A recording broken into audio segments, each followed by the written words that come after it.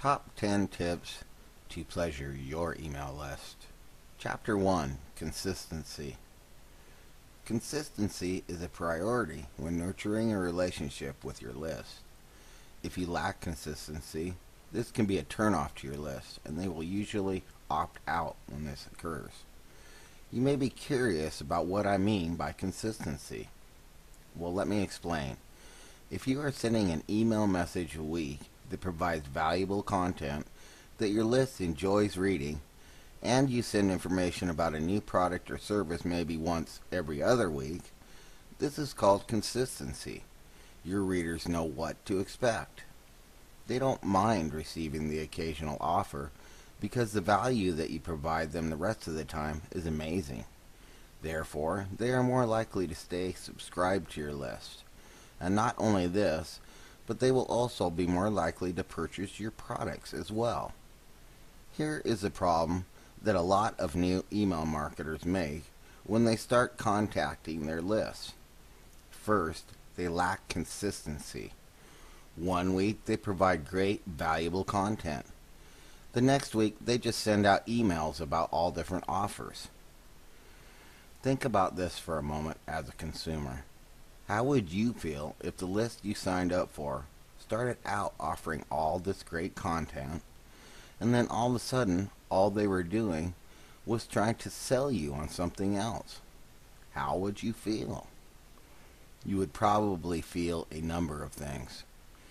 Maybe you would feel like this person doesn't value you. Maybe you would think that this list owner must be desperate for money. The question then becomes, if they are desperate for money, they are probably not the leader that I thought. What does this mean for the list owner? This means that they did not do a good job pleasuring their list.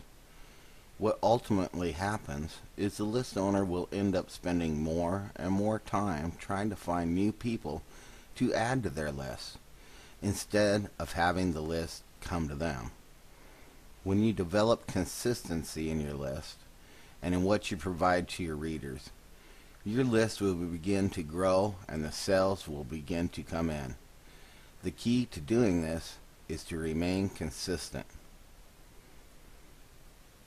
Continue to provide your readers with what they expect to receive from you, and you will be able to maintain a long and mutually beneficial relationship. This is the key to your success. Those on your list are on your list because they feel they can benefit from what you have to offer. If you are to lose the feeling of mutual benefit, you will lose a subscriber. Chapter number 2. Not all relationships are created equal. Our personal relationships and our everyday lives we lead have different strengths. I certainly don't talk to my mechanic like I do to my wife. Also, I don't talk to my mechanic now like I talked to him 5 years ago. Or for that matter, my wife as well. It is exactly the same with email subscribers. But we tend to use the same content, style, and design for all. It is an obvious choice to segment your list. But the next question becomes, how? Some examples might be length of time on your list, the purchase history, the open click history, website browsing history. Do they share or like on common platforms such as Facebook? If it seems confusing to you, do not worry. The segmentation by relationship approach begins simply with the first follow-up message. You must not treat new subscribers the same as ones that have been there for a while. It's like conducting a first date as if it was the 10th. Instead, try giving your new subscribers one or more welcome emails, which, for example, thank them for joining the list. Perhaps remind them of the benefits of being a part of your list. Introduce them to the kind of content or offers you will send to them at a later date. Provide them with some valuable information they may not have known that could help them with the problem that they are currently experiencing. With your older subscribers, you have already laid the foundation. You have already sent them the unexpected gifts, and you have already established yourself as a person that can be trusted and depended on. For them, it will be easier to send them the occasional offer. The key to maintaining this relationship is to treat them like they are your old and loyal subscribers. Offer them the better gifts. Provide them with the insider secrets to your own personal success. Show them the offers that you truly believe are the best of the best, because these loyal subscribers deserve the best of the best. You want to be able to identify as well those on your list who purchase from you, from those who did not purchase from you. These two should not be treated the same, and for very good reason. Those who purchase from you value your opinion enough to put their money there. Those who don't purchase from you clearly do not value your opinion in the same way, and therefore you will want to leave your extra special bonuses for those that have shown loyalty to you. Chapter number 3. If it's not mutually beneficial, it's not going to work. As in day-to-day real life, the strength of any relationship largely depends on the benefits received by each side. You can't expect selfless love from your subscribers.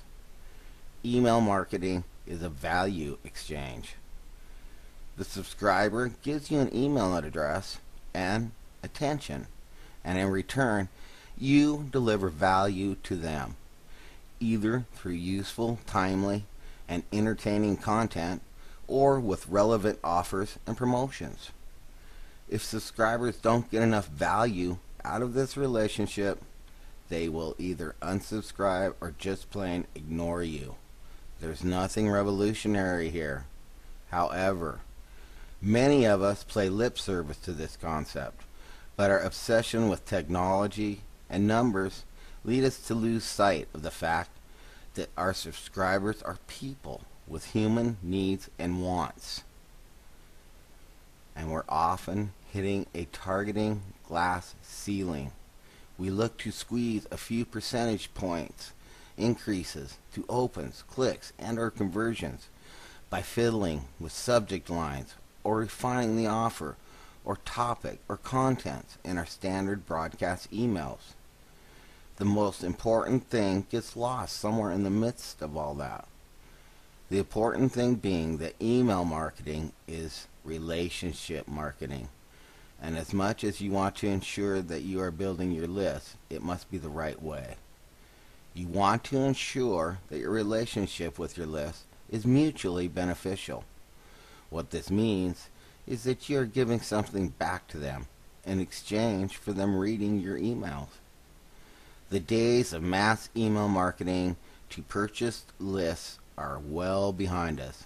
Today, readers expect us to take the time to know them and to provide with them what they need to achieve their own dreams. When you are able to do this successfully, you are doing what will set yourself apart from the others. You are showing your readers that you value them and you want them to succeed in what they are trying to accomplish. For example, if you sell dating information, you will want to provide them with a helpful tip or two about dating. This way, they are learning from you and will want to purchase dating tips from you, because what you have done is created a mutually beneficial relationship. This relationship is going to mean the difference between this person purchasing their dating advice from you or from somebody else. Chapter number 4. Do not overestimate your relationship with your list. One of my favorite topics is overestimating the strength of an email relationship. For most subscribers, It's an extremely tenuous commitment. Marketers who forget this often assume unconditional love, meaning subscribers will always forgive the occasional or regular transgression. Some may, but all subscribers have their limits. Particular traps here are abusing permission by assuming an implied permission, sending the kind of email that subscribers aren't expecting is not good, abusing the privacy of those subscribers. As Rich Buck wrote recently, getting permission from your customers means more than getting an opt-in to receive your email and text. Conditionally, it is about presenting them with a valuable proposition that installs confidence that you will respect and protect the data they choose to provide. Coasting. This is assuming that loyalty, response, and the sender's image remain unaffected by a long break between emails. Thin content, irrelevant offers, sloppy writing, etc., etc. Unfortunately, the typical subscriber is not a forgiving partner. Delivering value is important. Delivering consistent value is equally important. Giving has great returns. If the question, "What's in it for me?" enters your brain while you're thinking of giving on some level, it's a good indicator of your motives. This mindset is fine in states of affairs that are built around some kind of exchange. But we're discussing the act of giving, not friendly dialogues. We all recognize that giving on any level feels genuinely good, but internally, all types of giving are not created equal. If we give with the expectation of getting something reciprocally, we are really letting go of whatever it is we're giving. When we don't let go entirely, we create resistance that can block the inward flow of energy. On the level of vibration energy, the inability to let go will gear up a corresponding inability to receive. On the other hand, once you give without anticipating something in return, you open yourself to an incoming flow of energy at the quantum level. That energy doesn't start with you. It's a giant feedback loop that we all share. There's no scarcity in the quantum field, and hence no reason to be concerned about getting your just share. Whatever you give will return to you many times over, often in entirely irregular ways. Energy has boundless ways of evidencing in our lives. But remember, if you're giving merely to get something back, this exchange simply won't occur. You can't operate from abundance and scarcity at the same time. If you want to draw in abundance and be a networking superstar, you must operate from abundance. Like attracts like. Think about some of the more visible ways that unselfish giving can have a good effect on you. It feels satisfying. When you give without requiring anything back, it opens up your heart to a heightened sense of peace, love, and joy. It arouses gratitude. Giving without anticipation will elevate your personal awareness of other people. As a result, you'll feel filled with compassion and gratitude. It draws in giving. The law of attraction shows that whatever energy you extend into your internal and external world comes back to you. The energy of giving is no exception. Makes you aware of restricting beliefs. When you discover your limiting beliefs to your consciousness awareness, and then you are able to let them go. If you are unaware of their being, they remain active in your subconscious mind. And if allowed to continue, such beliefs can lead to a self-sabotaging behavior. If they continue unbridled, you may end up attracting the exact opposite of what you thought. On some level, it appears that we're all susceptible to the idea of scarcity. It is almost like running through life trying to fill up a bag with a hole in the bottom. Energy is abundant, and it's always liquid to you and through you. There's no scarcity. So don't be afraid to give without expectation. Chapter number 5. Heavily brand yourself and your product. Always brand yourself in your email messages because it begins the KLT process, the know, like, and trust process. As well as that, what this process does is it allows the readers to start to view you as a leader. Oftentimes, a newbie, when they start marketing, allow someone else to be the focal point, and they don't take the time to send out those personal emails and build that relationship. What happens is that the prospect doesn't know you. So, should something go wrong with the company and you move on, this person will most likely not move with you because they're not following you. They're following the person sending them the emails. So my question to you is this: why shouldn't that person be you? Why should someone else get your leads and your prospects? Why shouldn't that person be you? So what that also means is that you have to take the first step. You have to start to build yourself. And I'm not telling you to go out there and lie about yourself. You don't have to do that. And in fact, you will probably not feel very good about that either. Your prospect will be more inclined to respect you and follow you if you are honest and provide them with information that they need. You have a wealth of knowledge that someone else may benefit from, and don't for 1 second believe otherwise. When I first got started, I was afraid to sell myself. I felt like I had nothing to offer those who would join under me. So, because I was afraid, I allowed other people to build relationships with my list. You know what happened? I lost my list. No one, not one person followed me. When I realized what I had done, I had to start all over again and rebuild, and that, my friends, was painful because it had taken me a long time to build what I had already done. The second time around, though, I started to brand myself.